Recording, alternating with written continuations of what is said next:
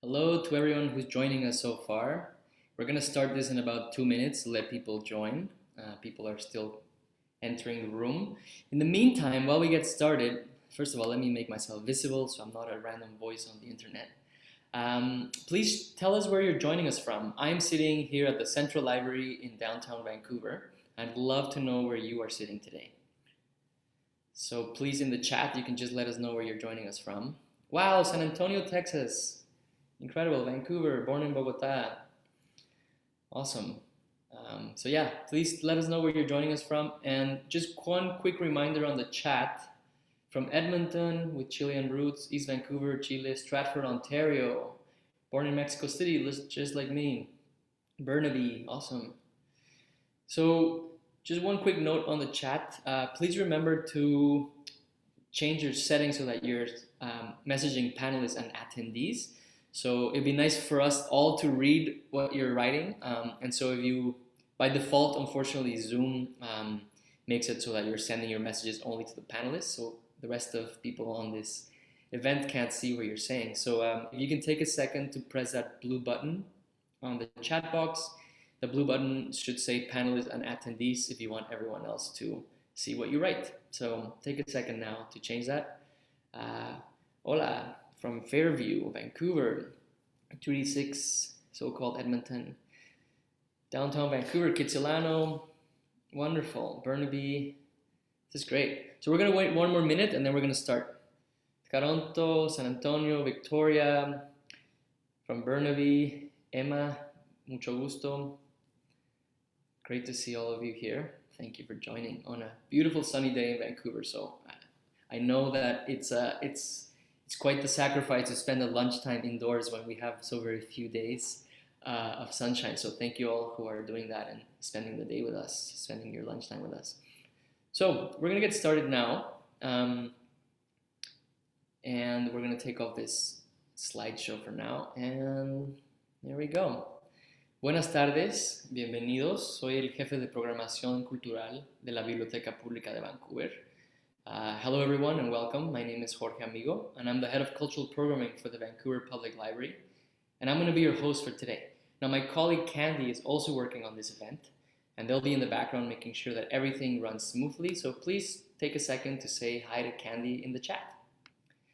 Now before we begin, I want to acknowledge that we are hosting this event from the traditional, ancestral and unceded territories of the Musqueam, the Squamish and the Tsleil-Waututh.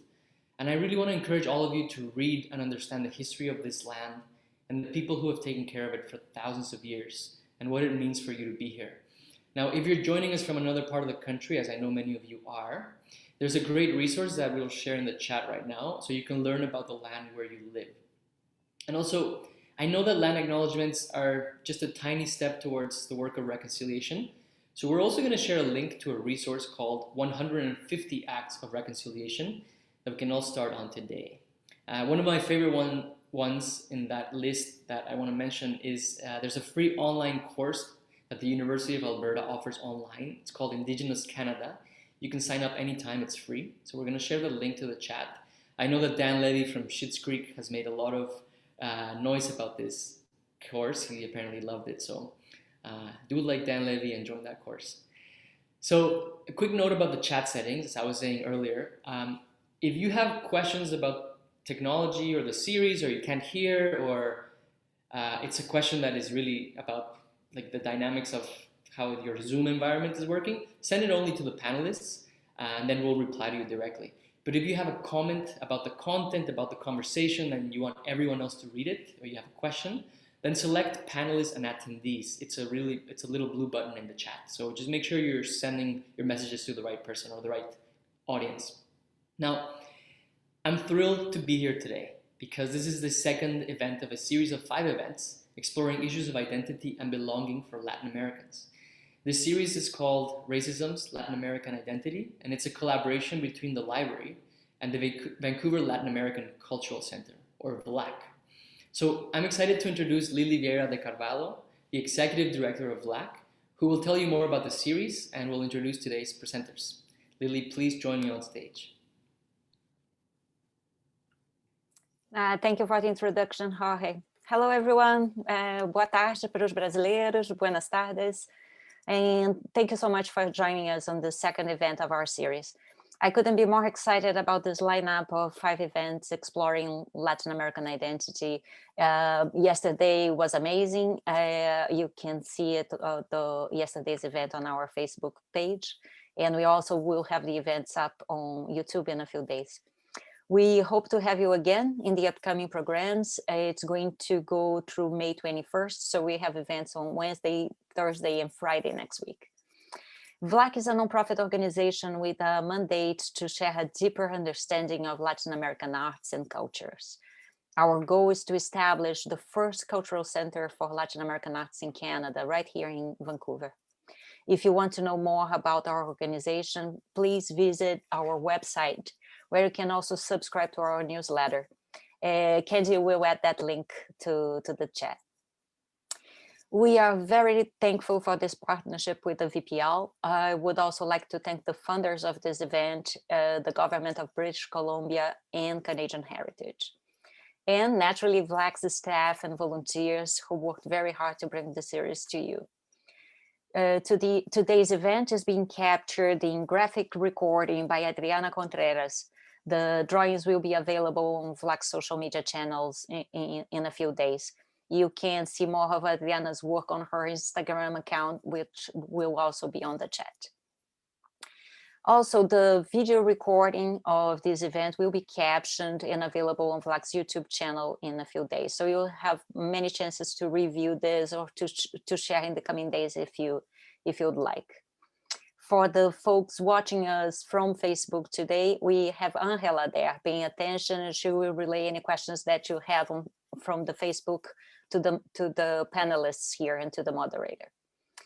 On today's event, we will have 2 speakers who are experts in their field, and I'm excited to call to join me on stage, Nuno Porto and Carmen Aguirre.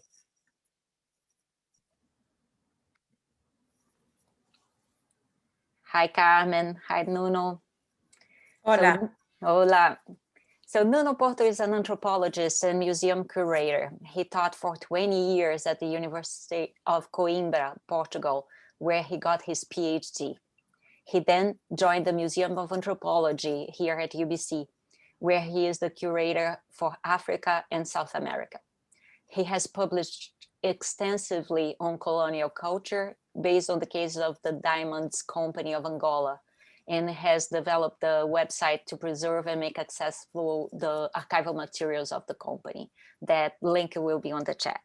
Here at the Museum of Anthropology, he has curated a series of exhibitions on African and South American contemporary issues, and occasionally he teaches on contemporary and traditional African arts.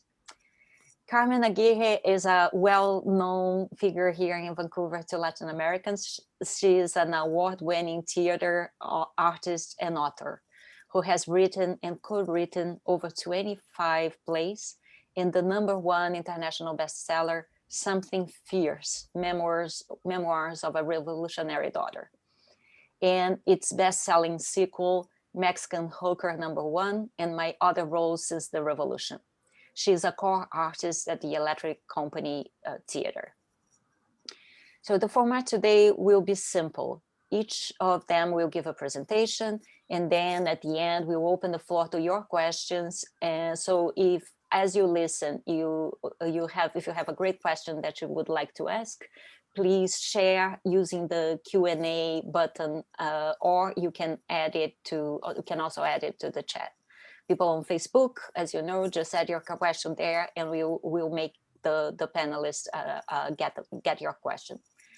Thank you both so much for being here, and we will get started with Nuno's presentation. So Carmen and I will leave the stage. Thank you, Lily, for that kind presentation.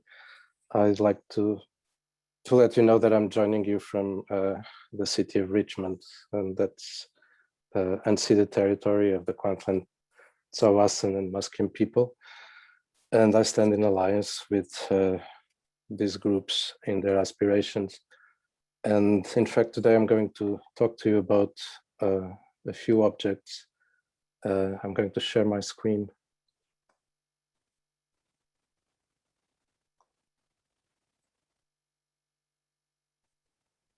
I'm going to talk to you about a few objects from Chile, because Carmen is going to talk about a few objects from Chile as well, from a personal perspective. And my idea was basically to invite you to think of the circulation of things as a form of diaspora, as a form of circulation of people who are related to these things. A very core argument, if you will, for the presentation of the 4 Chilean ponchos that I'm going to show you is basically that we can see a continuity in material culture, in the sense that all these ponchos were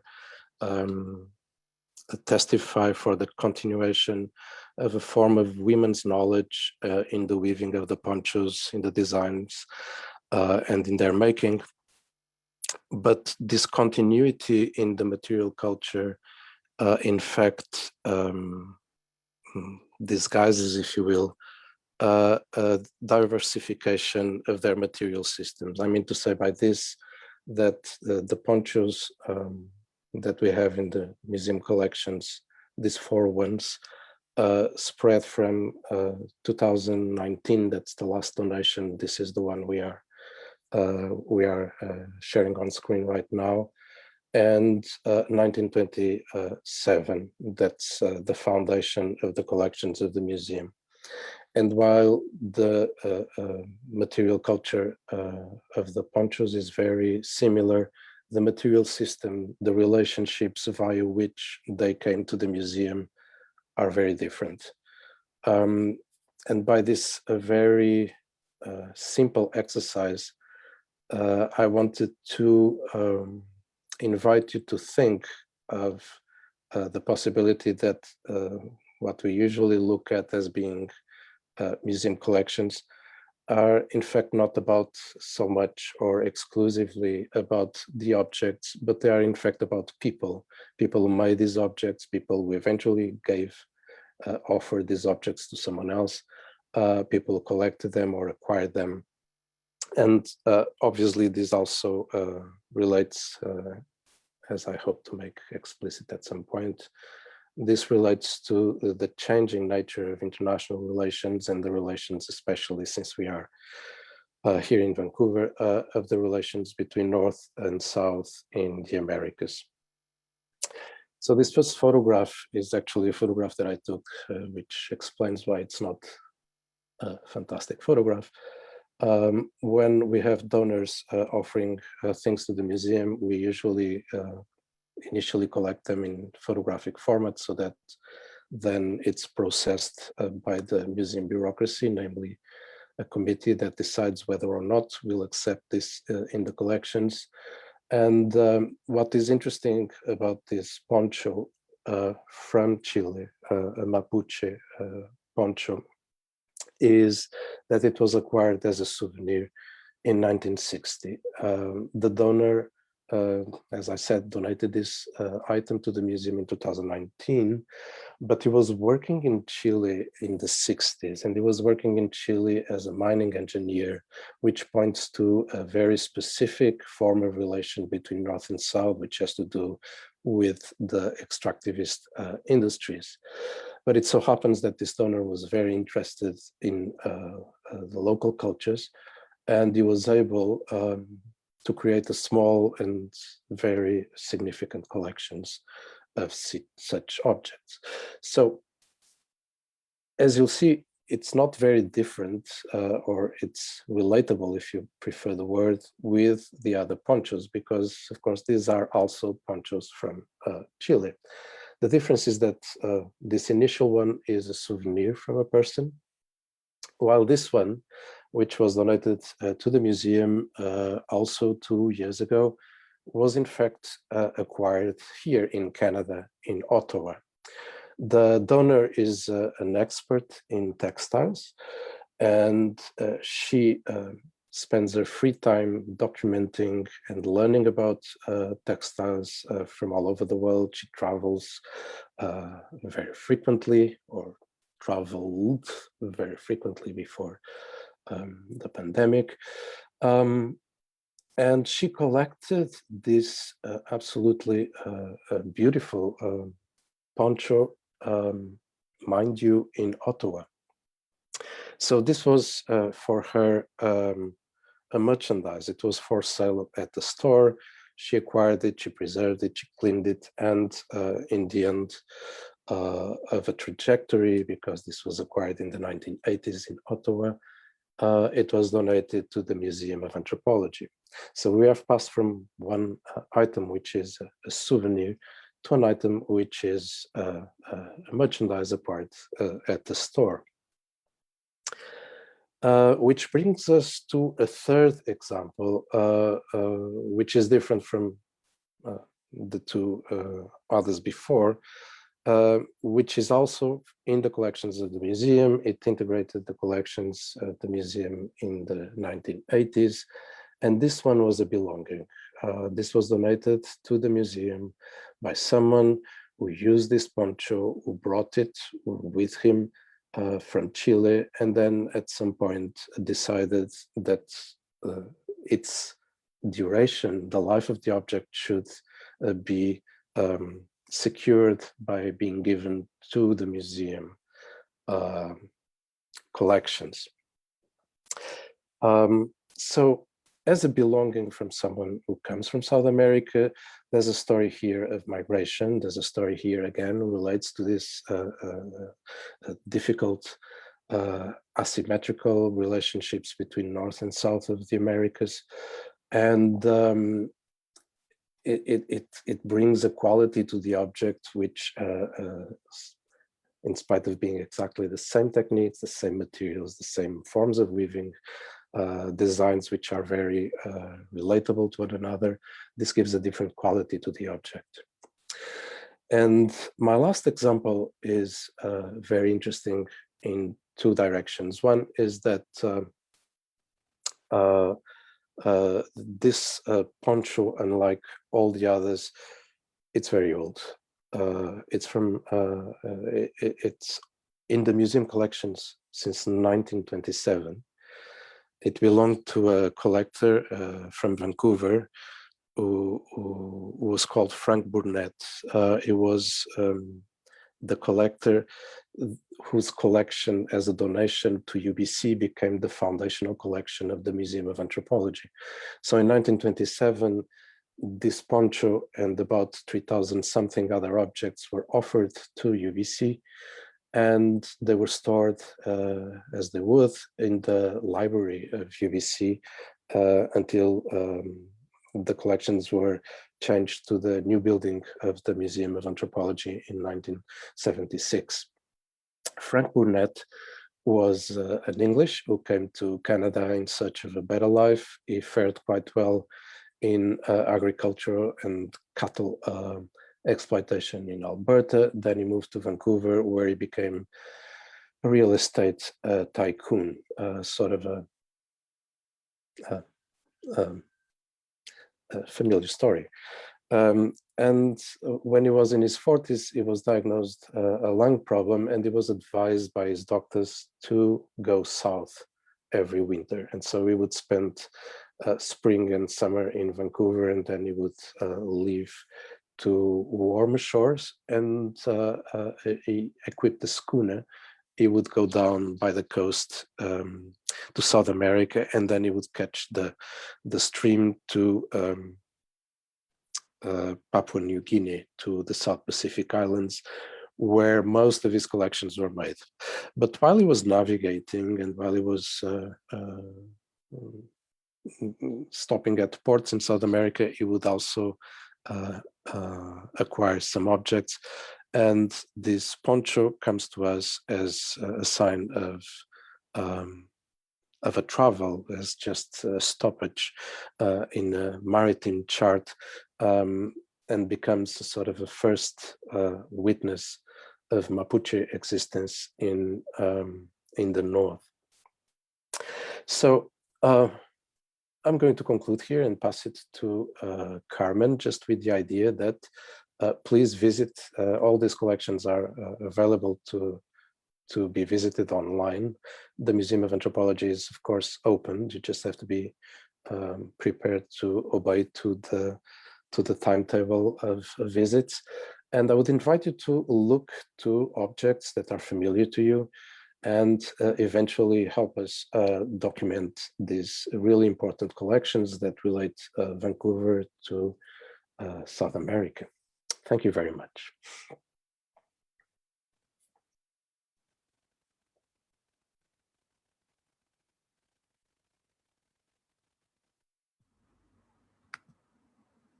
So I'm assuming I'll just go. Thank you so much, Nuno. I could listen to that forever. I'm coming to you from downtown Vancouver, which is unceded Squamish territory. And I stand in solidarity with the Squamish, and currently very much in solidarity with the Palestinians who are in the midst of ethnic cleansing. So really thinking about them. So I was raised in exile in Vancouver. Why do I bring that up in relation to the objects that I'm going to show you? Is that my relationship to the land here in Vancouver, or so-called Vancouver, is very different than an immigrant's relationship to the land. So my family and I were forced to flee Chile in 1973, right after the coup. And we never would have left otherwise. My family were very committed to a socialist project in Chile and would have stayed and joined the underground resistance against the Pinochet dictatorship, which came to be in September 1973. But because my parents had two small children, my sister and I, who were 5 and 4 when the coup happened, they made the choice that they had to flee, or the choice was made for them. So being raised in exile here in Vancouver meant that our relationship to the land here was not one of settling on the land or setting down roots on this new land. We were here as visitors, very respectful to the indigenous people here, and with the intention of returning to Chile as soon as possible, which was very difficult because my parents were on the blacklist in Chile. So the only way to return to Chile would have been illegally, which is a different story. So that's a bit of the background. And so being raised in exile and having to flee meant that we couldn't really bring many things with us.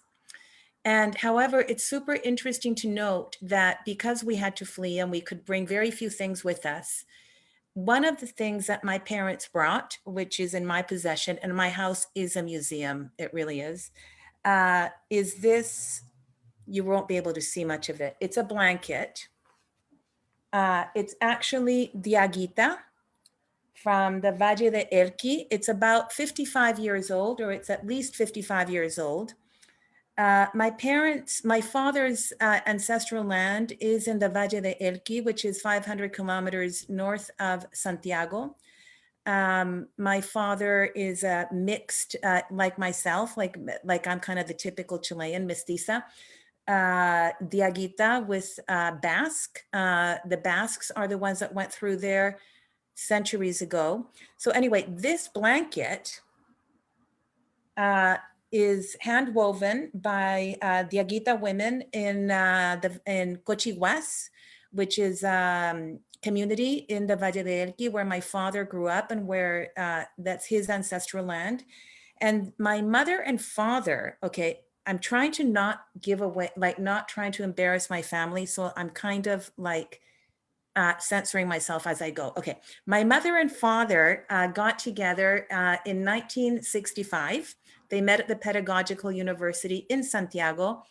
And when it got serious between them, when my mother was all of 18 years old, my father took her back to the valley. That's what we call it, the valley, which is Valle de Elqui, to introduce her to the family. And so when she was introduced to the family, this blanket was bought in Cochihuas. I'm making it sound like it was some kind of ceremonial thing. It wasn't ceremonial. My mother and father went to Cochihuas. They saw this blanket. They had a conversation with the woman who made the blanket, the Aguita woman, and they got the blanket, which is hand woven.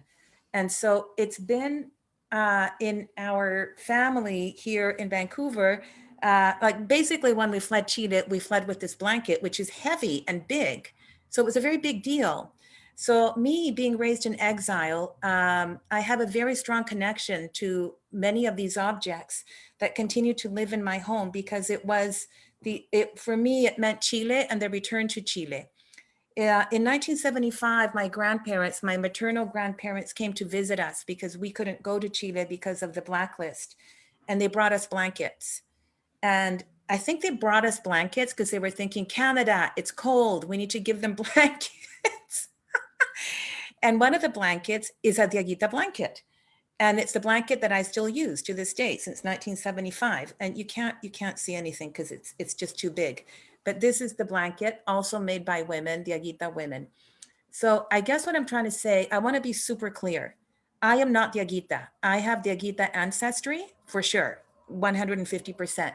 I am not an indigenous Diaguita woman because I'm a Chilean woman. I'm a mestiza woman. All right. Oh my God, where to go from here? Like I'm surrounded by objects and I probably have 2 minutes left. Okay. Those are two textiles. Another thing that's very Chilean, like I've never seen it anywhere else. Apparently it doesn't exist anywhere else and my house is full of these. I don't know if you can see this.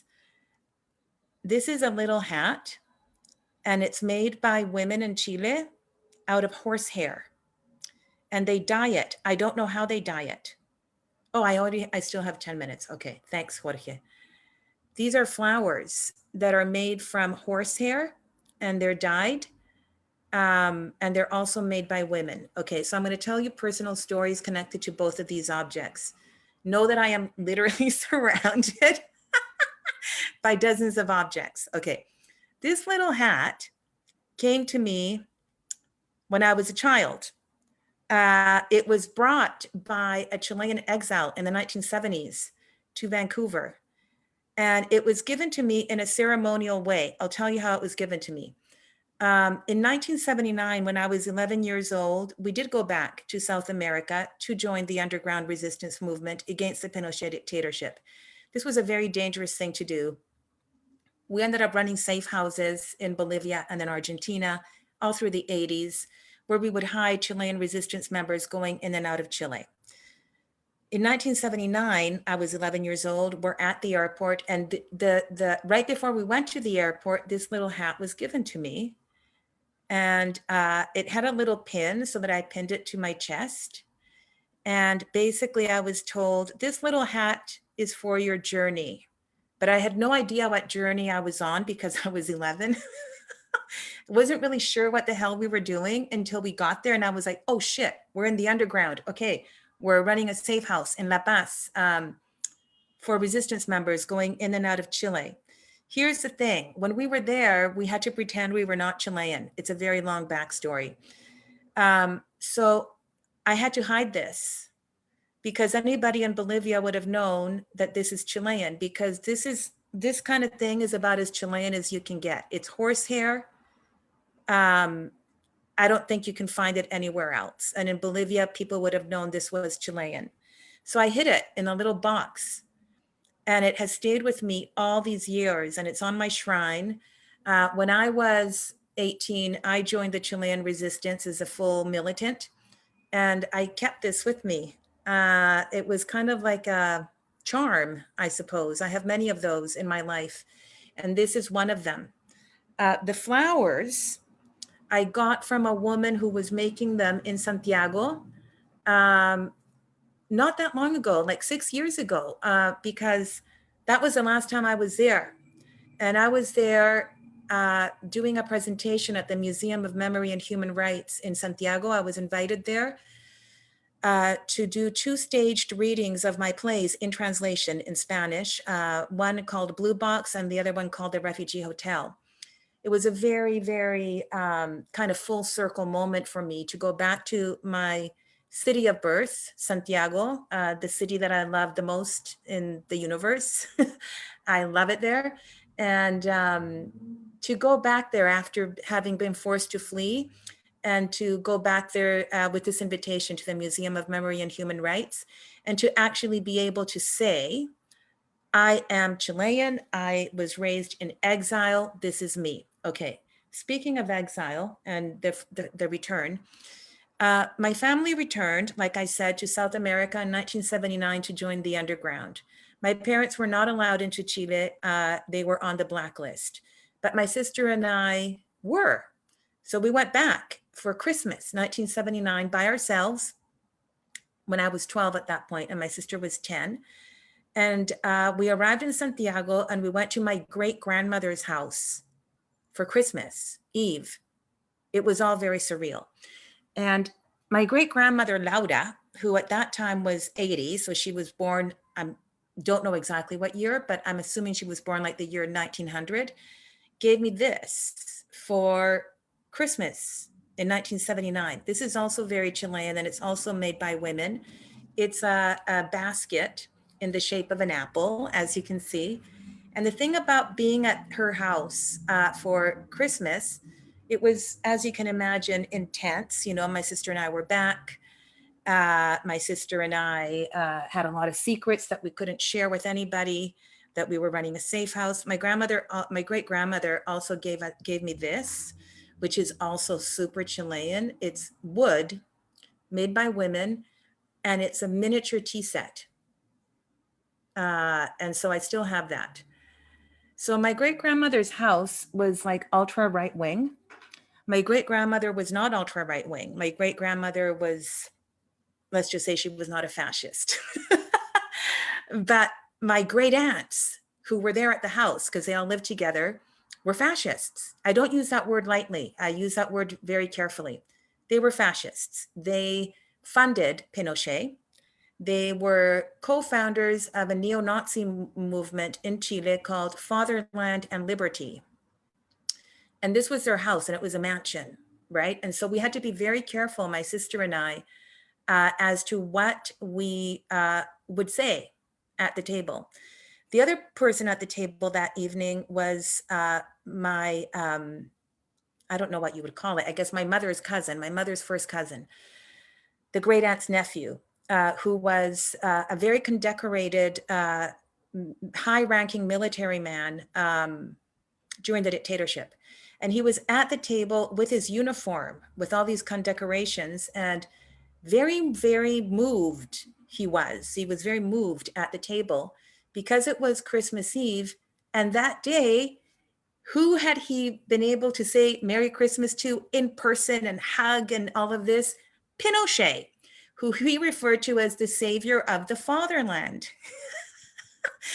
The best thing about this story is that my great-grandmother was sitting at the table and she kept looking over at me and my sister and winking. So all of that to say that these objects that she gave us, well, she gave me that day, are still with me. It's a very long story as to how she ended up living in that house because, you know, she came from horrible poverty.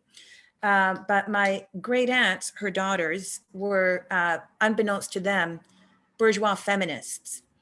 That is to say, they made a blood pact in their teenage years in the north of Chile that they would never let a man control them.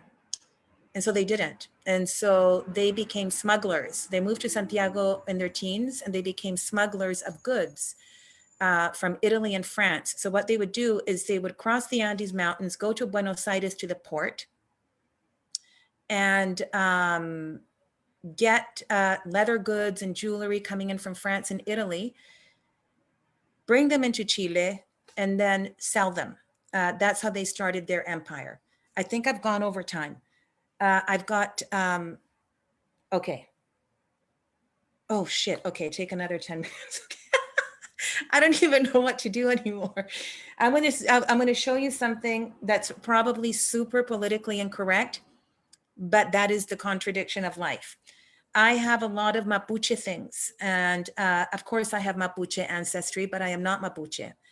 Is it fair that I have these things? Probably not.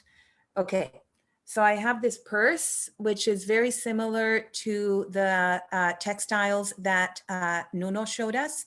My family also has many of those ponchos that Nuno was showing us. I was looking through my house and I realized I don't have them in my house. They're in my mother's house and in my father's house. But anyway, so this is a Mapuche purse. And it's made by women, by Mapuche women. It came to me through my mother. I don't know how it came to her.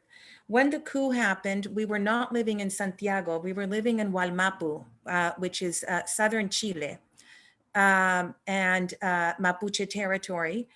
And my parents were very involved with the Allende government, the socialist government, and very involved. Yes, I say this in the book, so it's okay to say this now. Very involved in the MIR, the movement of the revolutionary left. There were many, many indigenous communities also involved in the movement of the revolutionary left. And the movement of the revolutionary left was very committed to returning the land to the Mapuches. So anyway, this is a Mapuche purse that came to me through my mother and that she got in Wallmapu. It's very dear to me. This, oh shit, I dropped it. And like, I've got my computer on a bunch of books. Okay, that's okay. It's okay. That fell. But I've got this other thing. These are Mapuche earrings that are made by a Mapuche woman.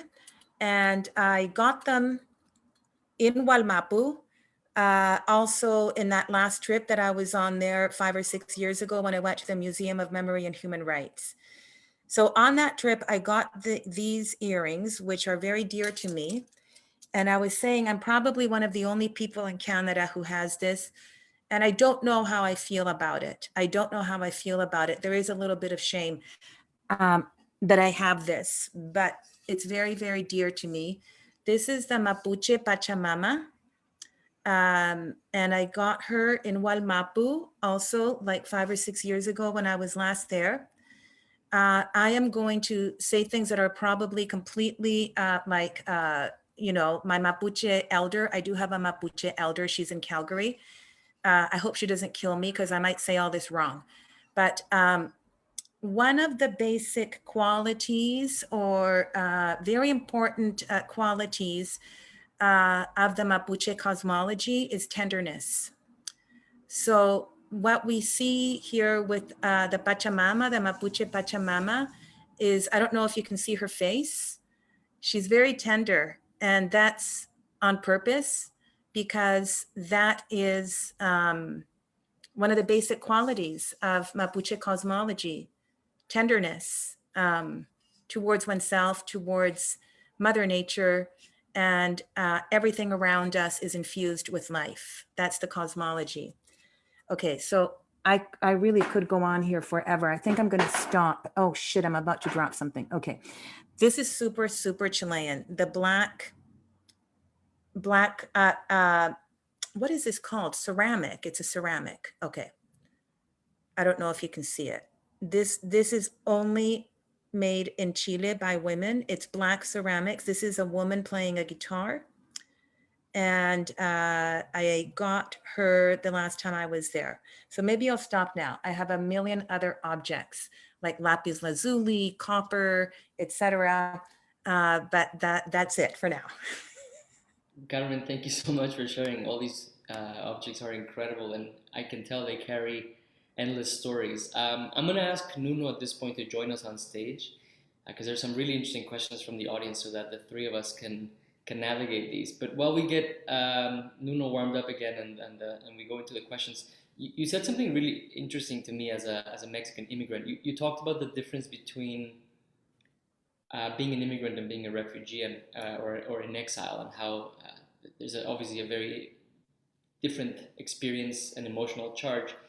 And I was thinking as you were showing us these objects that the relationship to those objects must change when you leave in exile than when you bring them voluntarily as an immigrant. So when you walk around your house, which feels like it's a museum, what is that emotional experience for you of seeing objects that remind you of in a way, a very traumatic, very emotionally charged experience of having to leave a displacement? What does it feel like to have these things around you? Well, I mean, it feels great. It's really interesting, right? Because Chileans in Chile now know and understand. I mean, whenever I go there or when I'm in contact with Chileans there, they actually say this to me, that the biggest Chilean collections are actually not in Chile.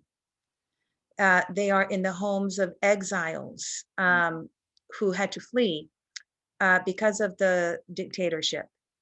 And so a lot of Chileans will come to houses like mine and be blown away.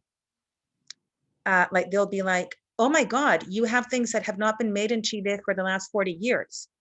Like the last time these things were even seen in Chile was 40 years ago. And the only way that you can actually see them now in Chile is if you go to a museum. Yeah. And you have them like just sitting all over your house. Do you have any clue what you're in possession of? And I'm like, oh, I have a clue of what I'm in possession of. And for me, they are my identity. Like these objects are tied, every single one of them, to a very specific memory and story.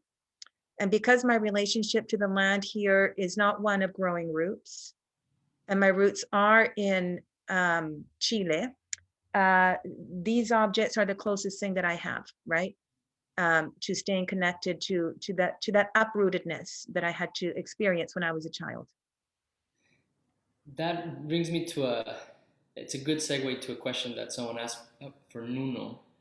That idea of feeling connected to objects, to your past. I imagine a lot of people, when they visit a museum like the Museum of Anthropology and see objects from their own culture or objects that they recognize from childhood, there is also this connection to their own story. And so there's a question specifically that people asked, someone asked, I imagine that different diasporas feel proud to see their cultures represented in the museum collection. Do you think that Latin American cultures are well represented in the collection? That's like an initial provocation. And then I'm going to loop it into a second question, because another person added to that, how would you describe the power of the curator, and how are you working to empower communities in their self-representation? I think those tie in very nicely, especially what you were saying, Carmen. So Nuno, floor is yours.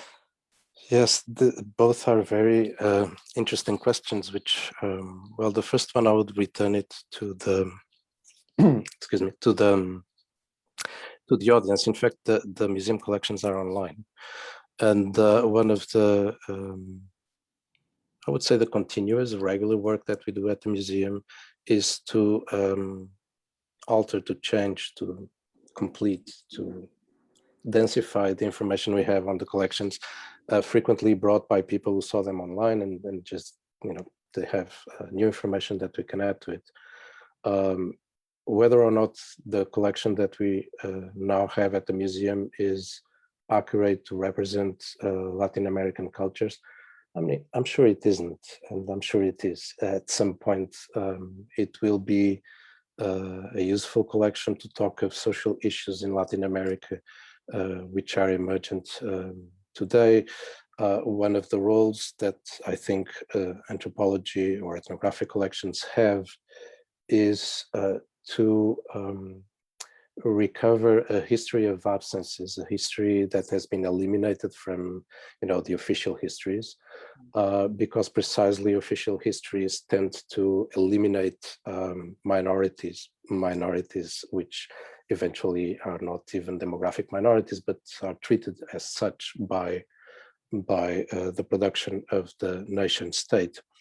And of course, one of the strategies, going to the question by Sonia Medel, one of the strategies to do so is to try to have the installation of the objects or participation in collection by either indigenous communities or by local experts. For instance, specifically in relationship to the Latin American collections, from the work I have done at the museum, there are two examples which are very, very dear to me because they're opposite scales. One of them was an exhibit on the Amazon rainforest, based on the idea that indigenous knowledge was fundamental to build the rainforest and is absolutely fundamental to keep it as such.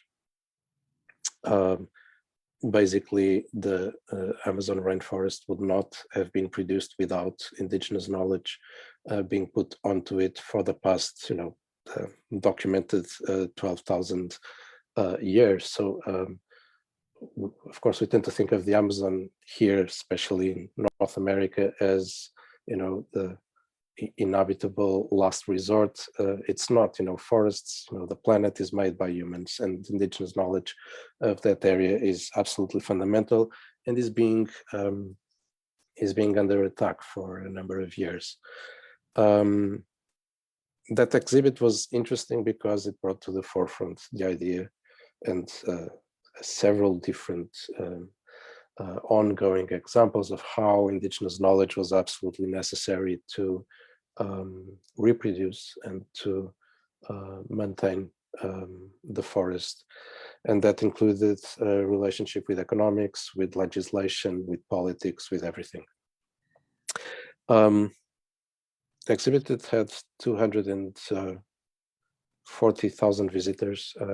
It was the pretext for the creation of a course on the Amazon at UBC. It was used by courses in the Romance Studies department, political science, forestry, and so on and so forth. So it worked very well for the UBC community. And interestingly, in the end of the exhibit, we had a number of donations which are still ongoing from the Amazon because of that exhibit.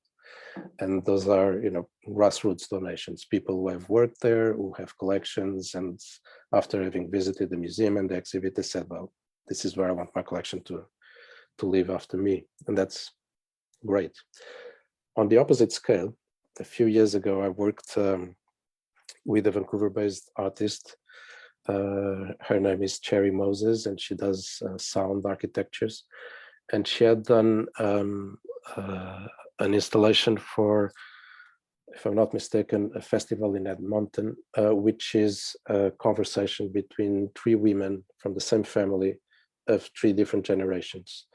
And it's a conversation that goes back and forth in English and Spanish. They are also exiled from Chile. And they are talking about, that's the script they co-created together. They are talking about what is it that you want to leave to your descendants, which is basically what we do with objects. If any of you has gone through the exercise of writing a will, you go through your objects and you associate people with those objects, either if it's jewelry or if it's personal stuff. And so it's very beautiful because what in the end they say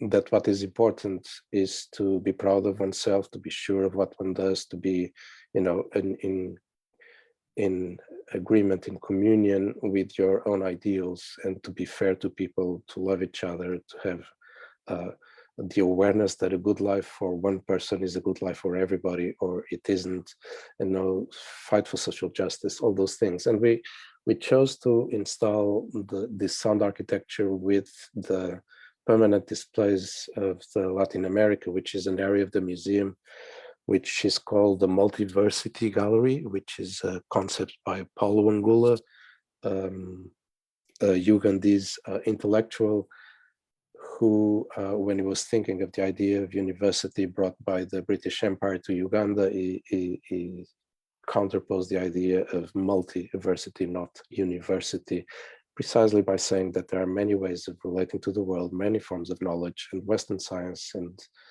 British university is one of those formats, but not, possibly not the best, possibly not the one that will stand in the end of time, even though we are speaking English right now, but that's because where we are located, right? And so we decided to put it in the Multiverse Theory of the Latin American collection, and it created an interesting effect, which is to oblige us to think that those objects have persons in their origination. And so you can start looking at them not so much as beautiful things, but as beautiful things that someone has put the knowledge, the time, the willingness to bring about, someone who has known how to transform something that isn't into something that is, and that stays forever. And when you were in that situation, which was, in the opposite of the Amazon exhibit, this was basically 3 stations with headphones. Of course, this was a moment where we could use headphones in a museum.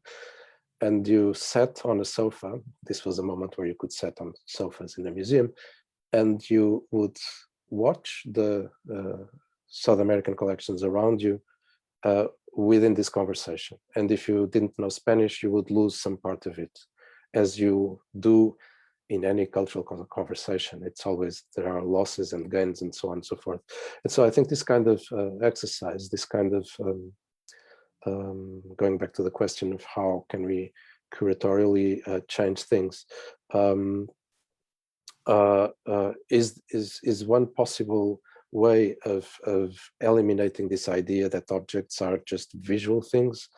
In fact, most of the objects that we have, if not all of them, they're not visual. They are performative objects. They have a very specific life of their own.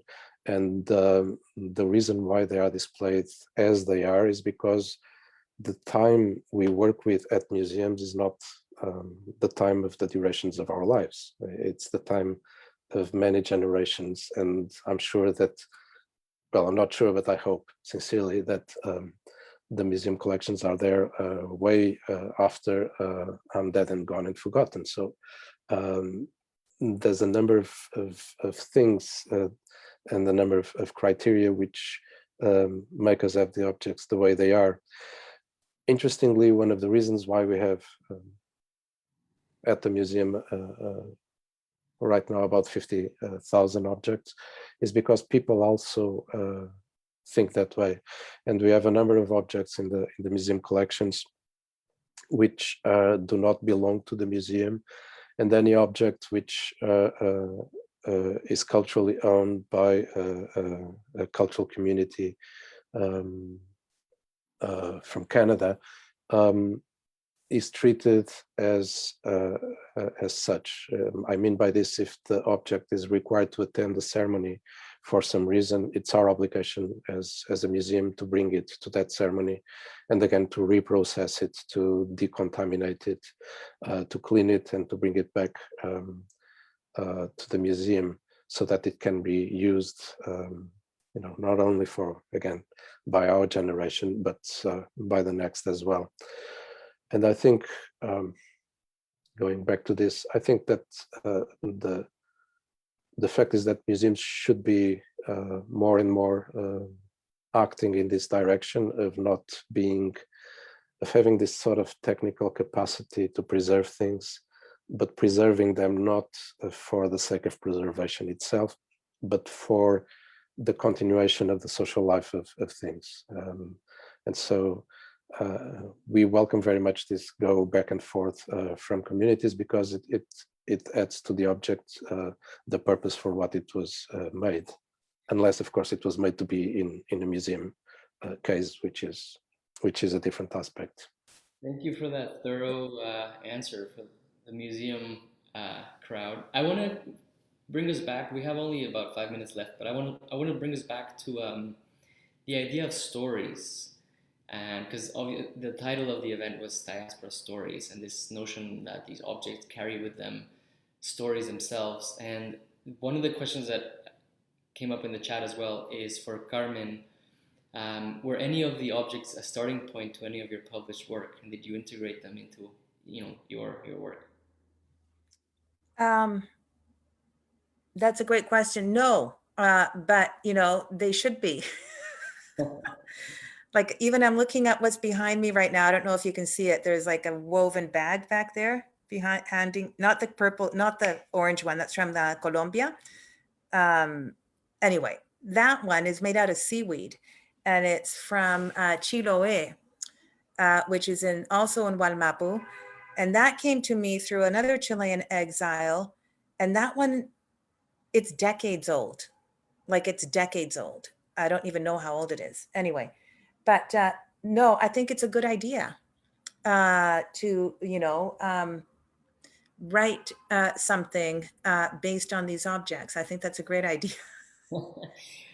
I did just write a piece for the Stratford Festival called Floating Life. And it's on their website. It's a digital piece. It's an animation. And that one did start with an artifact that I have from Bolivia, which is a little llama. And that llama figures very much in that story, which is on the Stratford website, called Floating Life.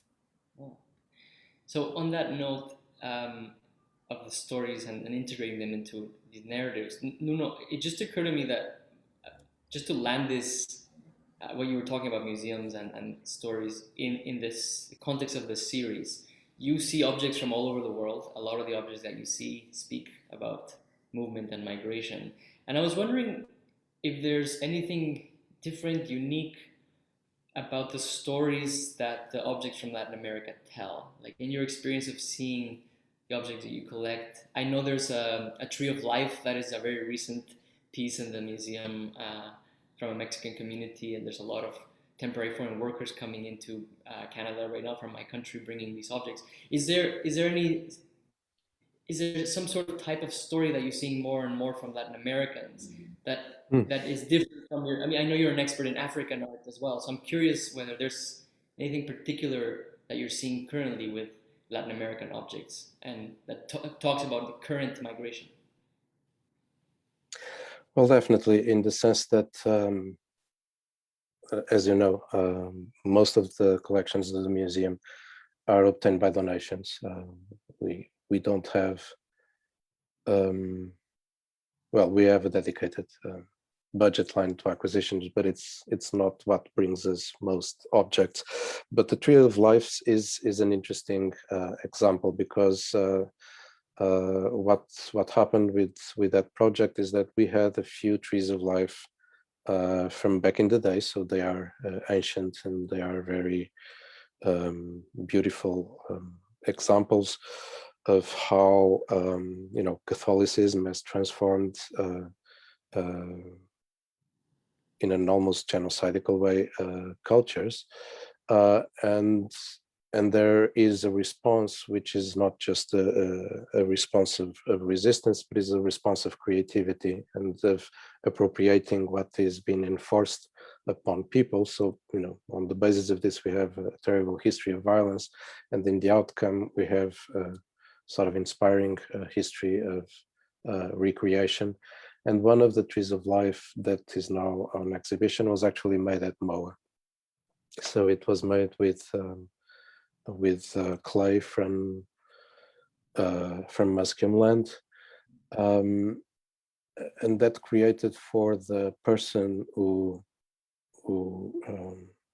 did the tree, that created a connection with the land that he was very adamant to talk about, in the sense that he felt very privileged, very honored to be given the chance of bringing into life, because that's also the process of creating the ceramics, of bringing into life something of his own with something which is not his own, and create a new object. Of course, if you don't read the label and you just see the thing, it looks like the others. It's more modern because it was made like 2 years ago, if I'm not mistaken, or 3 years ago. But then the material is actually different, and it's actually what changes the identity of the object. It's the substance of it as well, and the possibility of having used it. Thank you. We're getting to the end of the time now. So I want to thank you both for for sharing all these stories. I know it's just an initial provocation to this very large topic, but I hope we can do this again soon. And in the meantime, I'm going to invite Lily to join us for closing remarks. And then, yeah. Yes. Obrigada, Nuno. Gracias, Carmen, for being here with us today, for sharing these stories. As Jorge said, it's kind of a little appetizer. I think that this series is a whole platter of appetizers, so many directions that we can go in this conversation about Latin Americanness. Yeah. Thank you so much to Jorge for facilitating and for this partnership. Thank you all who are here with us online today. Thank you to the VPL team for making this run smoothly. A shout out to Candy. If you want to watch this event again, or if you want to share it with friends, this event was live streamed to our to Vlak's page on Facebook, and so you can find it there. Candy is going to plug the link on the chat. It will also be uploaded with captions to Vlak's YouTube account in a few days. We would love it if you gave us feedback about this event. This is all new to us, and this is partnership. It's a new format to Vlak. So if you can take 2 minutes to share your opinions on the survey, it will only take 2 minutes. The link to the survey will be on the chat. Great. So thank you for joining. I'm going to do a wrap up. So if Nuno, Carmen, and Lily want to get off the stage. Thank you. Bye. Okay, thank you so much for having us. Thank you. Bye all. Bye. And for those of you in the audience, thank you for coming. And I want to remind you that the next event in the series is happening next Wednesday at 7 p.m. That will be a discussion about the diversity of experiences and backgrounds experienced by Latin American students in Canadian post-secondary institutions. And it's going to be led by Coral Santana, who's a Vancouver-based Afro-Latina storyteller and activist and a producer. So we're going to share the landing page to the series again so you can click on it and see all the details. And lastly, I want to know that Vlak has an amazing newsletter. So if you want to hear about all the programming that they do and check out all their activities year-round, there's even a choir that you can join. I really suggest you sign up for their newsletter. So we're going to share that link as well. So that's it for today. Thank you all for coming. We're going to keep this event open, or this webinar open, for about 5 minutes after I leave, just so that you can click on all the links that we shared and that you can connect and chat with each other for another 5 minutes. But that's it from my end. Hope to see you next Wednesday, and have a lovely Friday evening. Bye.